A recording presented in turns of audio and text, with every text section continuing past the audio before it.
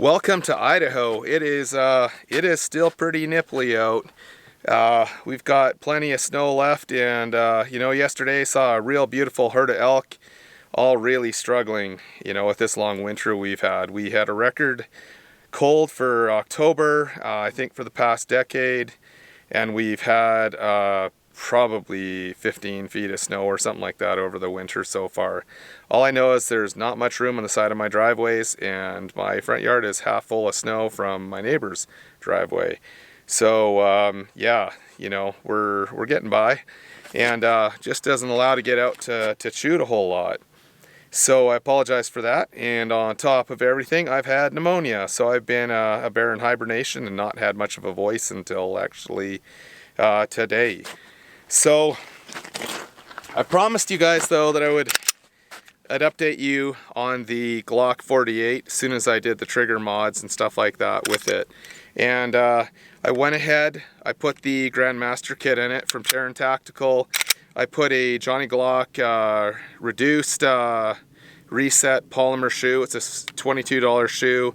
So for a grand total of $63, I've modified the Glock 48 and got it shooting pretty decent. It is very, very, very accurate. I have put 700 or 800 rounds through it, I think now, something like that, whenever I get a chance. And I've been carrying it pretty much every single day since I saw you guys.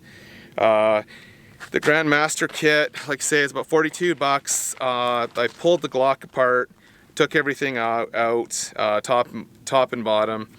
I polished up the trigger connector bar where it comes from the trigger, actually rides on the frame a little bit. I polished the top and the side of it so that it would move more freely against the safety plunger. So, and I took the safety plunger out, I polished that to a mirror finish. I used a Dremel with a polishing compound that I got from Lee Valley Tool many years ago. It's just a really good high quality green polishing compound. I use it for knives, planer blades, that kind of stuff, and it does a fantastic job. And it's doesn't take off a lot of material at one time, so it's a fairly safe way to do it. So I used a felt wheel. Like I say, I cleaned up everything I could see that had any kind of rub marks on it, and I put the Taran Tactical Grandmaster kit in it. That's got your springs, it's got your your bar on the back there for the trigger, and for the life of me now I'm blanking on what that's called. And I replaced that Ghost trigger bar there.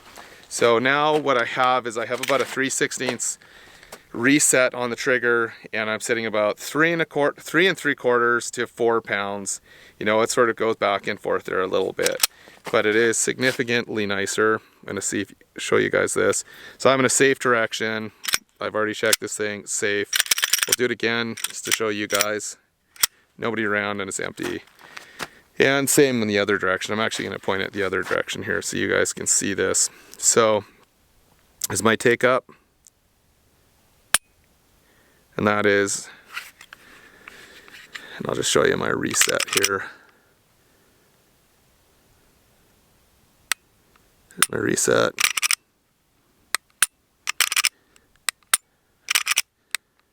So you can see it's a very short reset now. It is not, your 1911,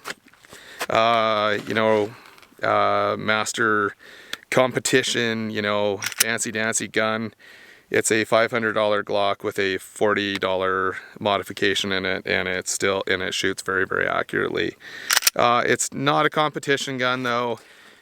I do find it, with the longer slide and everything too, and the smaller frame, it does have a fair bit of flick to it there, it's a bit of a handful. And I do find that for some reason this frame just feels slipperier than my Glock 43 does, and I guess that's maybe just the way they're making them now. So there is, a good argument to put this thing into, to send it into somebody who does like a laser stippling or something like that, and have the frame roughened up a bit there. Like I said, the only other modifications I've done with it, I put the True Glow FDX Pro Yeah, the Pro ones, and these are the ones that I really like because they've got this little notch right in the front here. And let's see if I can get that to focus right there. And what that does, it allows you to actually hook, you know, your belt or whatever on this front part here, and then have something to actually, you know, get a positive push off of if you've got to shoot one-handed. So whether if you're injured or something like that, you know, in a, you know, a big massive gun battle or something like that in downtown LA, then, you know, you can still keep going one-handed. So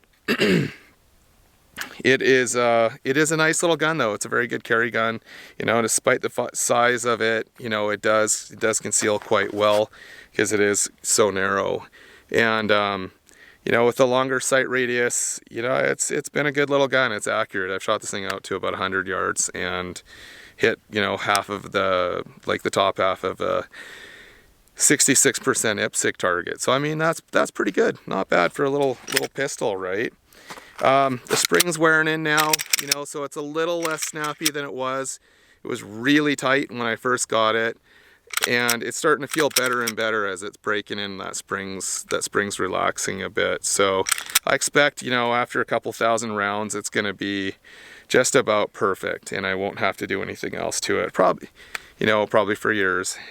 You know, and as you know, Johnny Glock there recommends, you know, it's a Glock, but you got to clean them, guys. So if you want them to run well, you want to take care of them and treat them nice, shoot them, clean them, shoot them, clean them, and they'll be good to you for the rest of your life. So, you know, and I don't believe in owning a lot of pistols or anything like that. I believe, you know, I should get, or, you know, a lot of firearms for that instance, you know, have what you need and be really proficient with what you have. So that's it. You know, not going to do a lot of shooting, so I hope that doesn't disappoint you guys for this video. But I did want to talk to you and show you, know, tell you that this little $63 modification has actually worked out really well, and I'm quite pleased with it. So get yourself some reverse targets and stands and get out there and practice. And make sure you clean up after yourselves, leave no trace, as they say. And you know, those reverse targets that I've been using since last fall have been, they're still my go-to. I mean, I've got them right here. So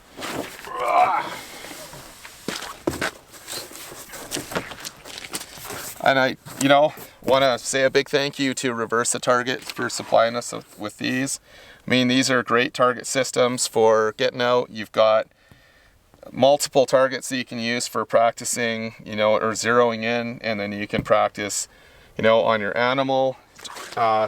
Use that version. Of course, the wing's going to pick up now, or you can use the person-shaped one, which I've been using a lot of. I find they last for about 800 rounds, so they work out to be a lot cheaper than other target systems out there. So go ahead, give these guys your support, and thank you to Reversa for supplying us with a bunch of targets. So there's the back. You can see this thing's been shot a bunch now, but this center section, the top's pretty much got to be gone before these things start to fall apart.